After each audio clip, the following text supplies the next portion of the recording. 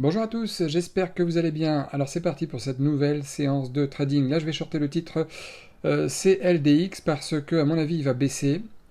Je m'apprête à vendre le titre, j'ai 100 actions, enfin je vais emprunter 100 actions au courtier puisque je les vends, elles ne sont pas à moi.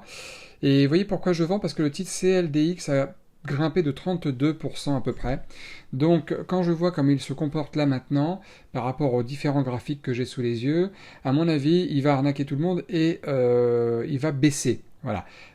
Donc c'est pour ça que je parie sur la baisse du titre, en prenant en compte ça, en prenant en compte le fait qu'il y a beaucoup de gens qui vont vouloir l'acheter pour se dire je veux participer au mouvement, mais je tiens aussi compte du fait qu'il y a des gens qui souhaitent vendre le titre parce qu'ils ont tiré des profits déjà du titre vu le gap haussier qu'il y a eu.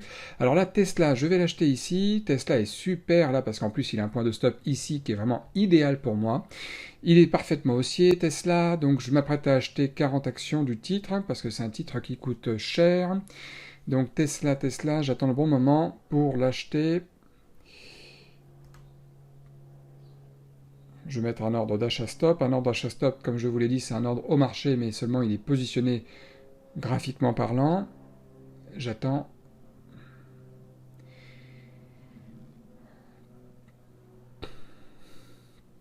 Là, j'ai aucun titre aujourd'hui à la baisse, même si j'ai shorté des titres, j'en ai aucun. Alors j'ai été exécuté très vite sur Tesla, comme vous voyez, ça se passe bien.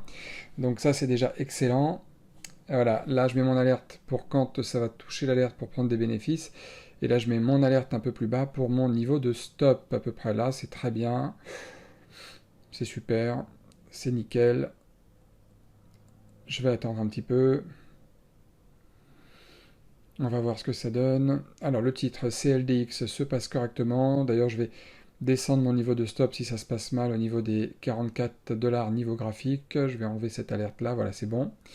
Ça se passe très bien sur le titre CLDX, le plan a fonctionné. Attention, hein, je suis encore en train d'avoir des bénéfices latents. Je ne suis pas en train de gagner, mais je suis plutôt bien parti. La Tesla s'apprête à casser sa petite résistance ici, donc c'est extrêmement bon signe pour moi. Si ça casse la résistance, il y a de fortes chances que ça ait touché mon alerte un peu plus haut, et c'est là où je voudrais sortir. Ouais, super, ça casse, c'est nickel. Ah, ça a failli toucher mon alerte, j'aime bien quand ça touche mon alerte pour pouvoir me dire je sors, mais ça ne l'a pas fait. Allez, je vais pas tarder à sortir quand même si Tesla se retourne.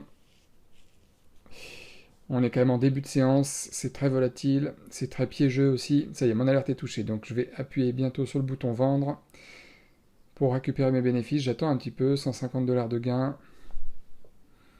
Je m'apprête à sortir. Sorti, ça y est, super trade, 115 dollars de gain sur Tesla. Très beau trade là sur Tesla. Très beau trade. Donc tout se passe bien aussi sur CLDX. Allez, si la vidéo vous plaît, comme d'habitude, mettez-moi un maximum de pouces vers le haut.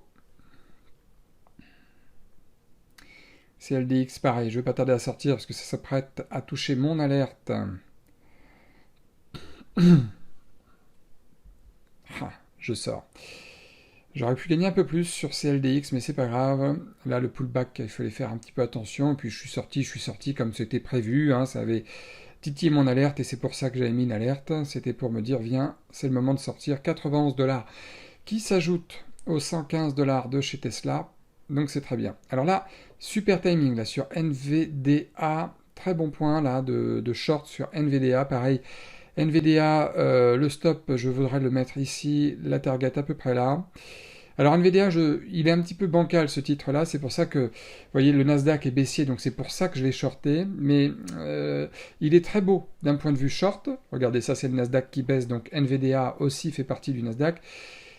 Donc, je le short, enfin en tout cas NVDA est une action des valeurs technologiques, c'est pour ça que je le short, mais sinon d'un point de vue graphique haussier, journalier, NVDA est très haussier. Donc c'est un peu dangereux ce que je fais, c'est évidemment un trade qu'on peut appeler contrariant, c'est-à-dire que je short, je parie contre la tendance de fond qui est haussière, mais c'est vraiment parce que c'est calculé ce que je fais, c'est pour ça que je le fais. C'est parce que psychologiquement parlant, là le titre a l'air d'être baissier, et j'attends que ça casse les 812 dollars avec impatience.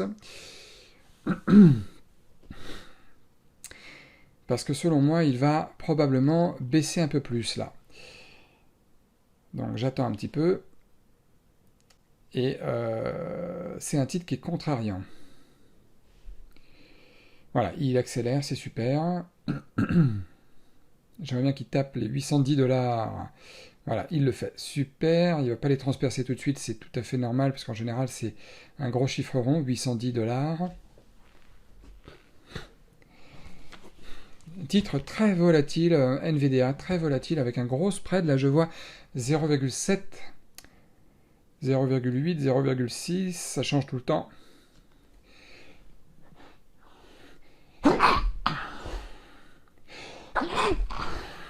Pardon.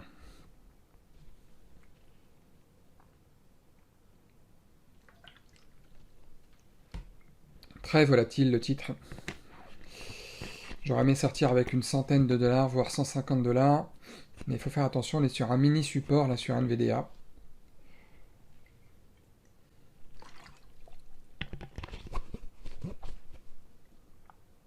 Je sors, allez, 88 $ de gain sur NVDA. Pas très content d'être sorti maintenant parce que je risquais environ 200 $ sur le titre, je gagne même pas la moitié. Parce qu'évidemment, le trade n'est pas parfait, le setup est parfait, hein, mais le contexte ne l'est pas. Voilà. Le setup, c'est vraiment le moment du timing, c'est vraiment le moment de la configuration, le momentum. Mais le contexte, lui, c'est la tendance générale, c'est la stratégie, tout ça. NVDA, je l'ai reshorté, là, vous voyez, quelques minutes plus tard, je l'ai reshorté, enfin quelques minutes, une bonne demi-heure plus tard, je l'ai reshorté au niveau des 810. Le stop au niveau de l'alerte qui est au-dessus, là, au-dessus du point haut, est parfait, j'attends qu'il casse, et cette fois-ci, s'il casse, vraiment, je le laisserai aller jusqu'à l'alerte suivante, histoire non pas de me refaire, puisque je suis très bien, là, je suis à 295 $ de gain au moment où je vous parle, mais histoire de continuer à faire des gains. Là, je ferai une petite position. Là, je risque que 80-90 $ sur le titre, pas plus. Et j'attends qu'il casse ses plus bas, c'est-à-dire les 807 $, grosso modo, pour gagner plus, parce que là, il y a une autre opportunité de short, d'un très beau côté momentum, un très beau setup. Pareil, NVIDIA n'est toujours pas très beau d'un point de vue haussier, d'un point de vue daily, parce que justement, il est haussier. Mais le Nasdaq se retourne, voilà, le S&P ne le fait pas vraiment, mais le Nasdaq est plutôt correctif aujourd'hui. Là, NVIDIA nous dessine un super double pullback. Là, il vient de faire un dernier petit pullback, donc là, j'aimerais vraiment qu'il casse, si c'est possible. Mais là, il faut que j'attende un petit peu, j'ai pas le choix. De toute façon, mon nouveau stop maintenant est autour des 812 $, même pas au niveau de l'alerte qui est plus haute, mais juste au niveau des 812 $, ça sera parfait. Voilà, donc on va attendre un petit peu, on va voir ce que cela donne.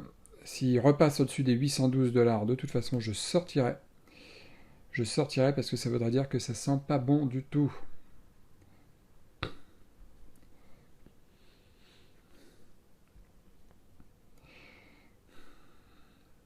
C'est pas bon ça.